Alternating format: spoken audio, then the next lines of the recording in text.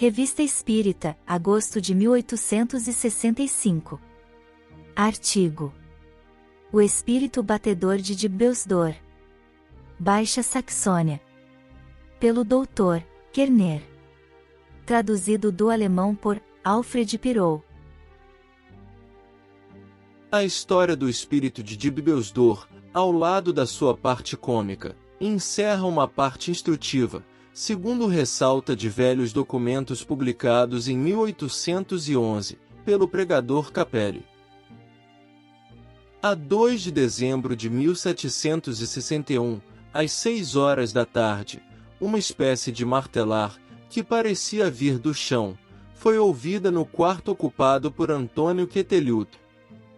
Imaginando tratar-se de seu criado, que queria divertir-se às custas da empregada que estava no quarto das fiandeiras, saiu para atirar um balde d'água na cabeça do gaiato, mas não encontrou ninguém lá fora. 1 hora depois, recomeçou o mesmo ruído, e ele pensou que a causa fosse um rato. No dia seguinte, examinou as paredes, o forro, o soalho e não encontrou o menor vestígio de ratos. À noite, o mesmo ruído. Foi então a casa considerada perigosa para morar, e as criadas não queriam mais ficar no quarto durante o serão.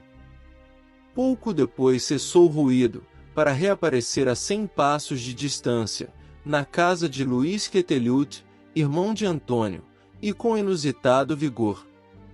Era num canto do quarto que se manifestava a coisa batedora. Por fim, a coisa tornou-se suspeita aos aldeões, e o burgomestre comunicou o fato à justiça, que de início não quis ocupar-se de um assunto que considerava ridículo. Entretanto, sob a instante pressão dos habitantes, a 6 de janeiro de 1762, ela foi a Dibbelsdorf, para examinar o fato com atenção. As paredes e o teto foram demolidos, mas sem resultado. A família Quetelut jurou que nada tinha a ver com aquela coisa estranha.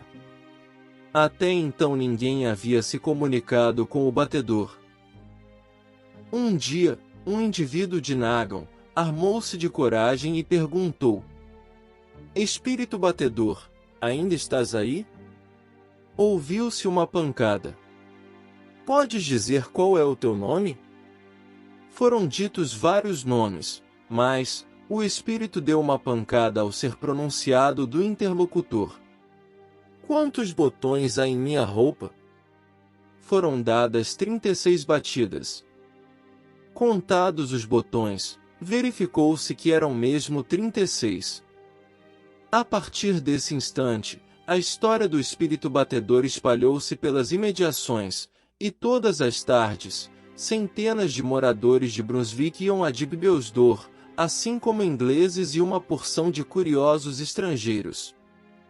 A multidão cresceu tanto, que a polícia local foi insuficiente para contê-la.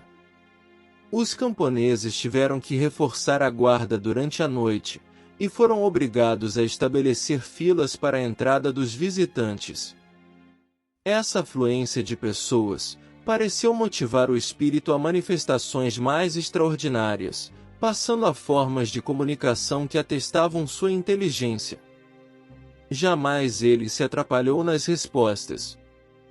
Queriam saber o número e a cor dos cavalos que estavam estacionados na frente da casa? Ele o indicava exatamente. Abria-se um livro de canto, punha-se o dedo ao acaso sobre uma página, e pedia-se o número do trecho da canção, às vezes desconhecido pelo interlocutor, e logo uma série de batidas indicava perfeitamente o número designado. O espírito não se fazia esperar, a resposta era dada imediatamente após a pergunta. Também dizia quantas pessoas havia no quarto, quantas do lado de fora. Designava a cor dos cabelos, da roupa, a posição e a profissão dos indivíduos. Entre os curiosos, achava-se um dia um homem de Etten, completamente desconhecido em Dibbelsdorf, e que morava há pouco tempo em Brunswick. Ele perguntou ao espírito o lugar de seu nascimento, e, A fim de induzi-lo em erro, citou um grande número de cidades. Quando chegou ao nome de Etim, ouviu-se uma pancada. Um astuto burguês, supondo que induziria o espírito em erro, perguntou-lhe quantos peniques tinha no bolso. Foi-lhe dado o número exato, 681. A um pasteleiro foi dito quantos biscoitos havia feito pela manhã. A um negociante quantos metros de fita havia vendido na véspera, e a um outro, a soma exata que na antevéspera tinha recebido pelo correio. Tinha um humor alegre. Quando lhe pediam, marcava o compasso e por vezes tão fortemente que o barulho era ensurdecedor. À noite, durante a refeição, após o bendito ele batia o amém. Esse sinal de devoção não impediu que um sacristão vestisse os hábitos de exorcista e experimentasse dali expulsar o espírito, mas a conjuração fracassou. O espírito não temia ninguém. Mostrou-se tão sincero nas respostas dadas ao regente, o Duque Carlos, e a seu irmão Fernando, quanto às outras pessoas de condição inferior. O caso tomou então um aspecto mais sério. O Duque encarregou um médico e alguns doutores em direito para examinarem os fatos. Os sábios explicaram que as batidas eram devidas a uma fonte subterrânea. Mandaram cavar um poço de 8 pés de profundidade, e naturalmente acharam água, pois de Beusdor está situada no fundo de um vale. A água jorrou, inundou a sala, mas o espírito continuou a bater no seu cantinho costumeiro. Então os homens de ciência julgaram-se vítimas de alguma mistificação, e deram ao criado a honra de tomar o lugar daquele espírito tão bem informado. Sua intenção, diziam eles, era de enfeitiçar a criada. Todos os moradores da aldeia foram convidados a ficar em casa num dia determinado. O criado foi mantido sob suas vistas, pois, em face da opinião dos sábios, devia ser ele o culpado. Mas, o espírito novamente respondeu a todas as perguntas. Reconhecida a sua inocência, o criado foi solto. Mas a justiça queria um autor para o delito, e acusou o casal Quetelut, pelo barulho de que se queixavam, embora se tratasse de criaturas benevolentes, honestas e irrepreensíveis sob todos os aspectos, e tivessem sido os primeiros a buscar as autoridades, desde o início das manifestações. Com promessas e ameaças, forçaram uma jovem a testemunhar contra os patrões. Em consequência, eles foram presos, a despeito da retratação posterior da moça, e da declaração formal, de que sua primeira confissão era falsa e lhe fora arrancada pelos juízes. Como o espírito continuasse a bater, o casal Quetelut ficou 3 meses na prisão e, findo esse prazo, foi libertado sem indenização, muito embora os membros da comissão assim tivessem resumido seu relatório. Foram infrutíferos todos os meios possíveis para descobrir a causa do ruído. Talvez o futuro nos esclareça a respeito. O futuro ainda não ensinou nada. O espírito batedor manifestou-se, desde o começo de dezembro até março, época em que deixou de ser ouvido. Voltaram a pensar que o criado, já incriminado, devia ser o autor de todas essas tretas. Mas, como teria ele podido subtrair-se às armadilhas preparadas pelos duques, médicos, juízes e tantos outros que o interrogaram? Observação. Se prestarmos atenção à data em que tais coisas se passaram, e as compararmos com as que ocorrem em nossos dias, nelas encontraremos perfeita identidade no modo da manifestação, e até na natureza das perguntas e respostas.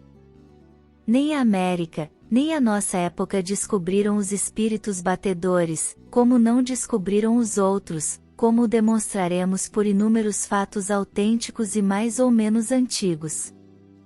Fim da observação. Entretanto, entre os fenômenos atuais e os de outrora, uma diferença capital.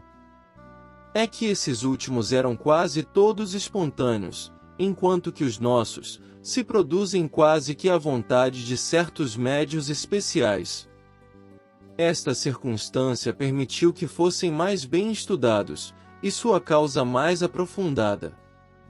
A conclusão dos juízes de que, talvez o futuro nos esclareça a respeito, hoje o autor não responderia: o futuro ainda não ensinou nada. Se esse autor ainda vivesse, saberia, ao contrário, que o futuro tudo ensinou, e que a justiça de nossos dias, mais esclarecida do que há um século atrás, não cometeria, em relação às manifestações espíritas, erros que lembram os da Idade Média. Os nossos próprios sábios já penetraram muito nos mistérios da natureza, para não jogar com causas desconhecidas. Eles são bastante sagazes, e não se expõem, como os seus predecessores, a um desmentido da posteridade, em detrimento de sua reputação. Se algo aparece no horizonte, eles não correm a proclamar: isto não é nada, com receio de que seja um navio. Se não o veem, calam e esperam. Isto é a verdadeira sabedoria. Final do artigo.